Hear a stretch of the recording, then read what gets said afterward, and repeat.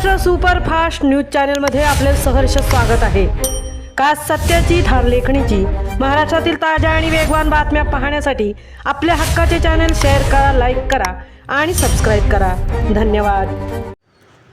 म्हसळ्यात अजितदादा जयंतीची जय्यत तयारी, शेकडो प्रतिमांचे वितरण। राज्याचे उपमुख्यमंत्री अजितदादा पवार यांच्या जयंतीनिमित्त 22 जुलै रोजी राज्यभर विविध उपक्रमांचे आयोजन करण्यात येणार असून त्याची जोरदार तयारी म्हसळा तालुक्यात सुरू झाली आहे। राष्ट्रवादी काँग्रेस पक्षाच्या वतीने तालुक्यातील शासकीय कार्यालये, शाळा आणि अंगणवाडी केंद्रांना अजितदादा पवार यांच्या शेकडो प्रतिमांचे वितरण करण्यात आले। न्यू इंग्लिश स्कूल म्हसळा येथे झालेल्या मुख्य कार्यक्रमात मान्यवरांच्या हस्ते शिक्षक, शाळांचे प्रतिनिधी, अंगणवाडी सेविका व मदतनीस यांना प्रतिमा देण्यात आल्या। जयंती दिनी या प्रतिमांना पुष्पहार अर्पण करून अभिवादन करण्यात येणार असल्याची माहिती यावेळी देण्यात आली।